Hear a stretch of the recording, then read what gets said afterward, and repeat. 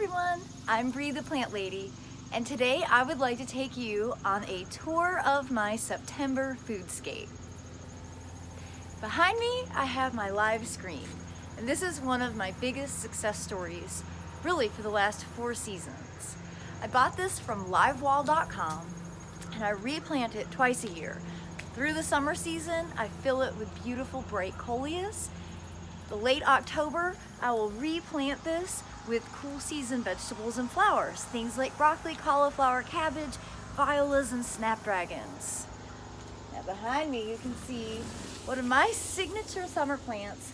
This is black madras rice, and it is a really extraordinary plant to be able to grow in a pot with no holes. You can see how large it's gotten, and it's been like zero maintenance all summer long. All I did was fill the pot with compost, scatter the seed, and let it germinate in place.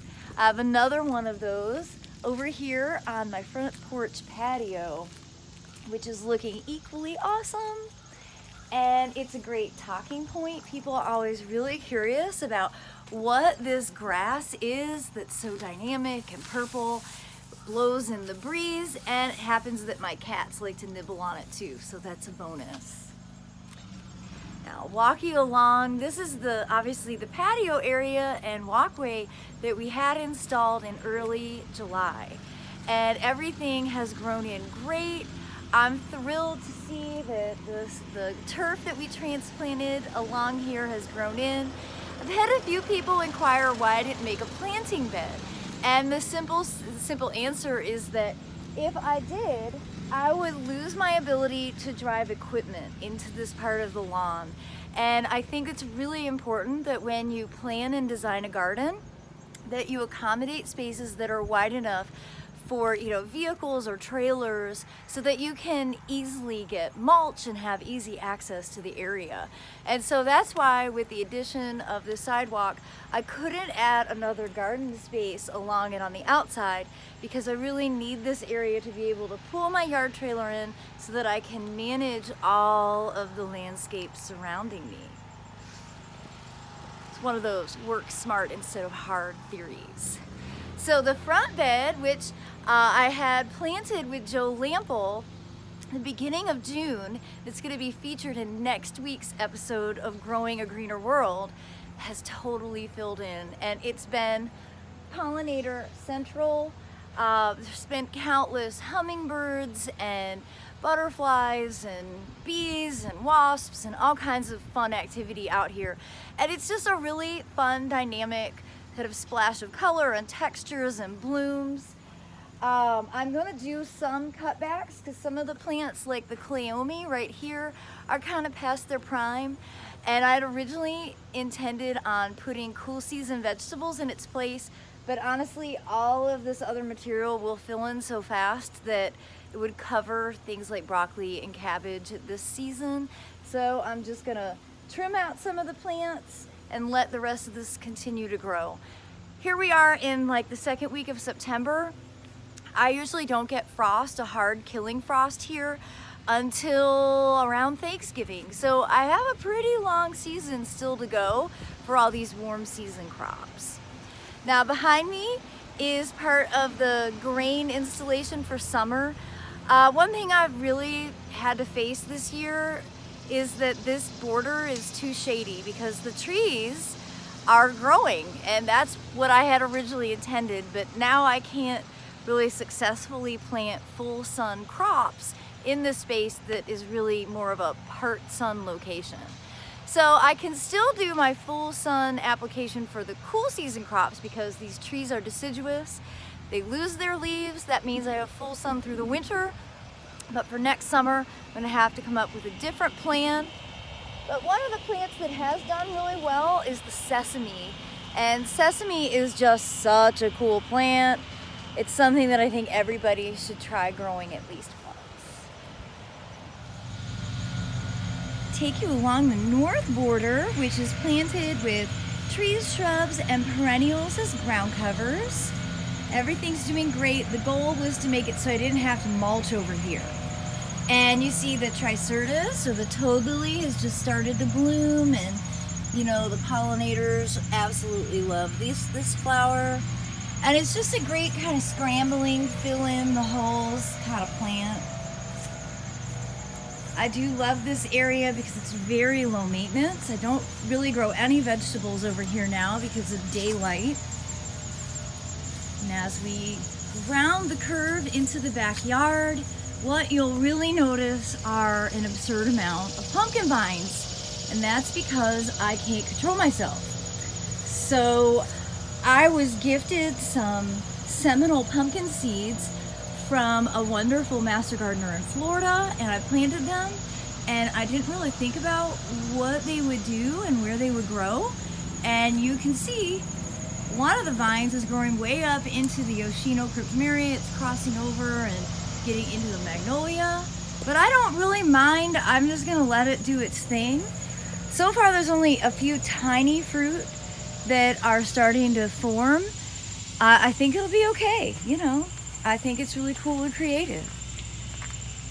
More pumpkin growing over here. Yesterday I got into this bed and did some cutbacks, and I added these two bananas, or Musa velutina, and I think that's going to be a neat addition for future years, having this really tropical element in this kind of island bed that's in my fire pit area.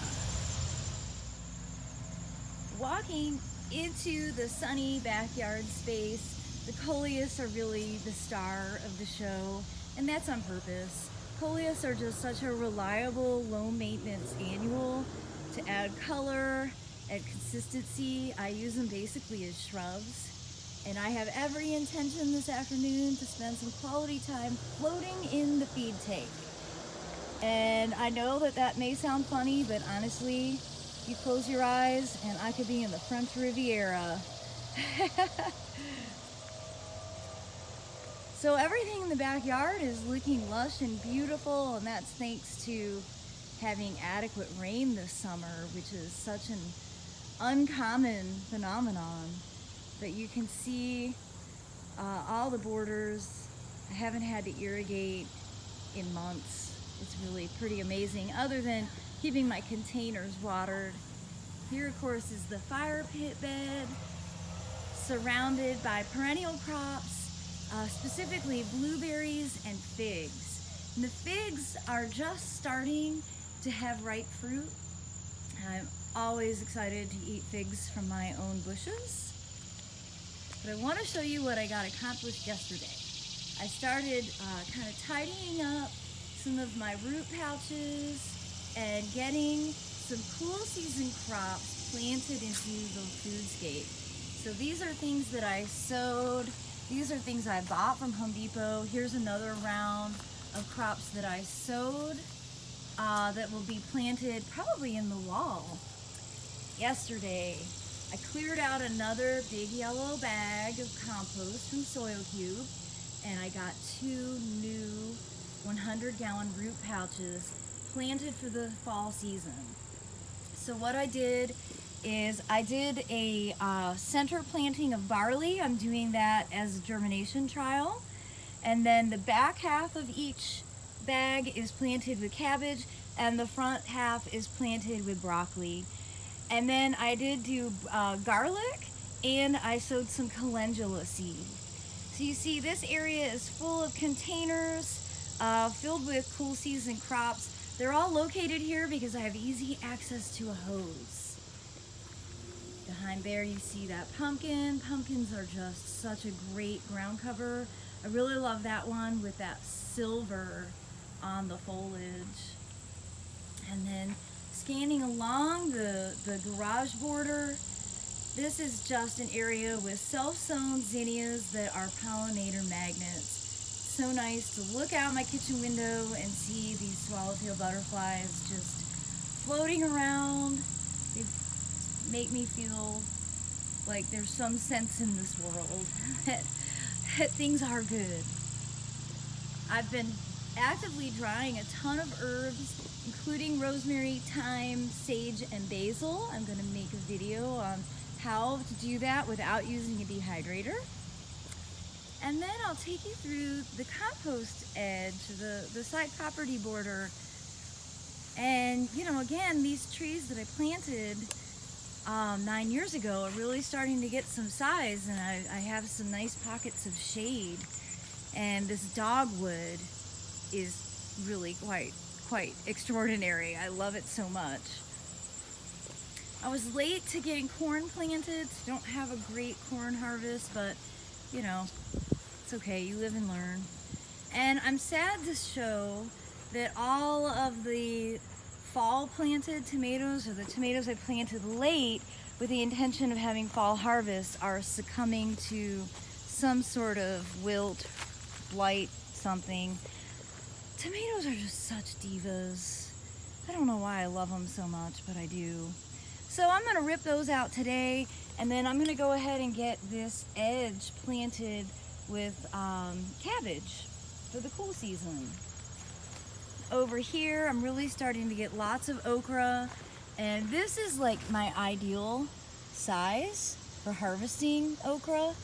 I really like them small and tender, so that does require you to keep up with harvesting daily. This border is an edge of peppers, and these are a really nice kind of snackable yellow pepper called Just Sweet.